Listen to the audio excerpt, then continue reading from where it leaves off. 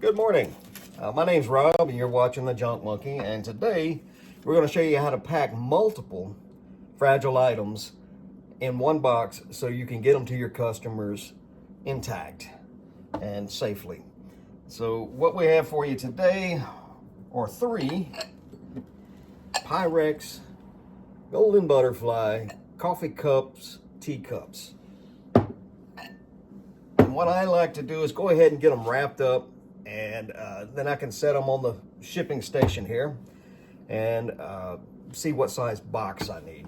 Now, it's very important that you have a well-organized shipping station. I've got my table right here that's a little off camera. Shelf underneath the table has all my box sorted by size. Up above me, I have my bubble wrap and my craft paper. Down here on the table, I've got 2 different types of tape. I've got masking tape and I've got packing tape hanging on the wall right there, and we'll get more into that here shortly. So when I'm packing glass, one of the things I like to do, this is something I do, it's not 100% necessary, but I like doing it. It's just an added layer of security, and that is to wrap the glass item in some craft paper before I wrap it in the bubble wrap.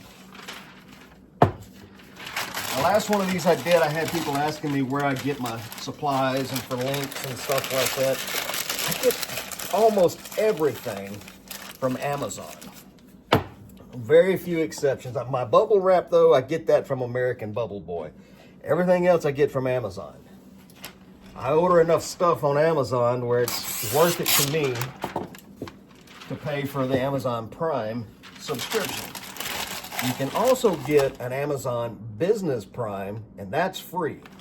And you get the same benefits when you're ordering stuff as you do with regular Amazon Prime. You don't get to watch videos or TV shows or movies or anything on the Business Prime, but you can order all of your products there. Come on, boy.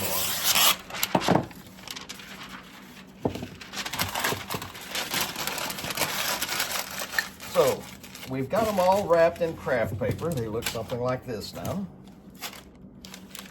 Now we're going to individually wrap them in bubble wrap. I think 3 sheets will be more than plenty. So we will get these wrapped up. Now, when you're securing your bubble wrap, use masking tape. Your customers will appreciate you. It makes it easier to see how to unwrap their items safely. That way they're not going at it with a knife and chipping things, breaking things, or pulling and ripping and then the item goes flying. Just use some masking tape. I also get the masking tape. Now, when I'm doing things like vases or cups or mugs, I like to stuff a good bit of it down inside the mug. We're going to secure that with a piece of tape.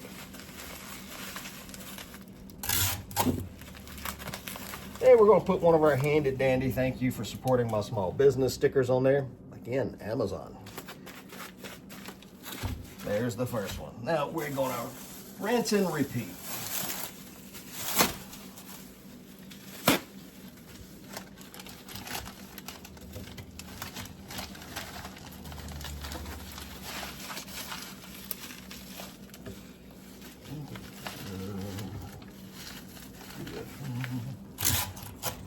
Some masking tape on it.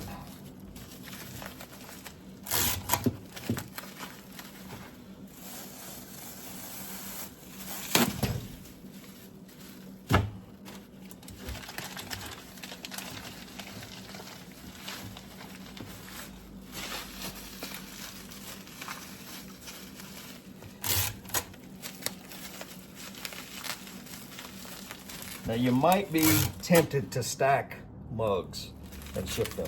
Don't do that. You don't want any glass on glass connection inside your box. You're going to damage it. All right, we've got them bubble wrapped and taped up, and that's going to look, by my calibrated eye, like we need a 12 by 8 by 6. Keep one of these right there at your shipping station. Absolutely, we can get that in a 12 by 8 by 6.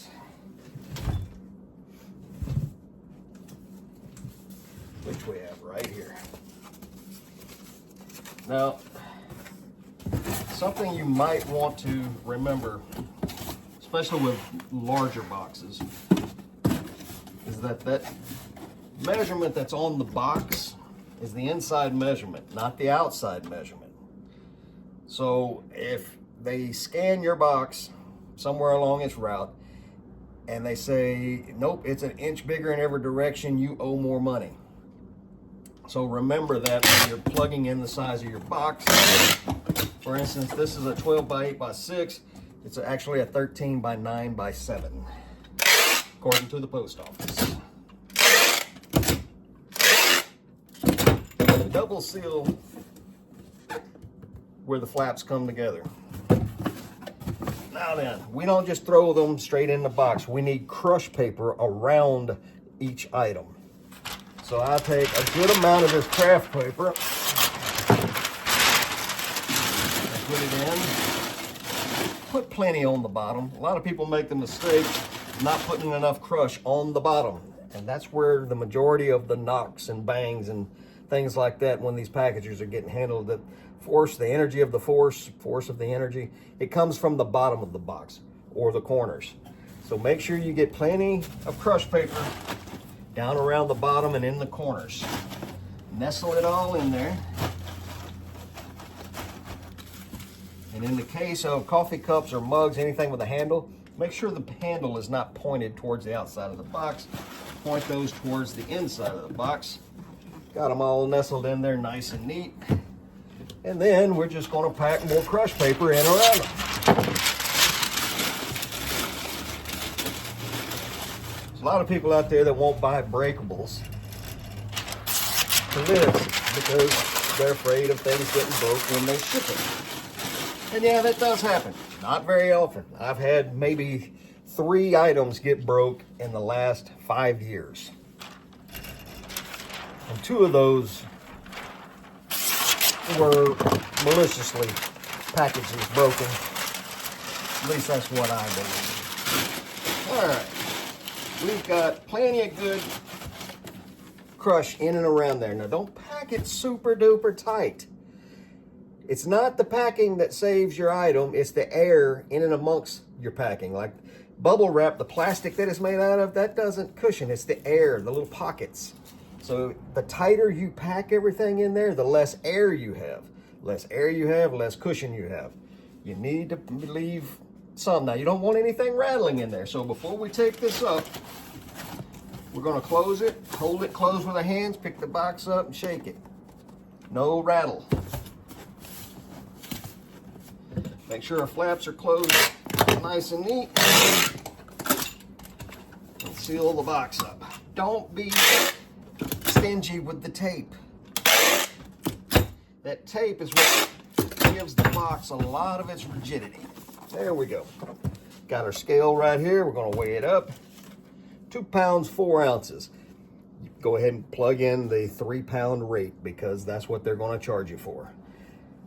So 12 by 8 by 6, or actually 13 by 9 by 7, weighs 3 pounds. We'll get a label printed for that and get this on its way to the new owner. Thank you for joining me, and I'll see you on the next one.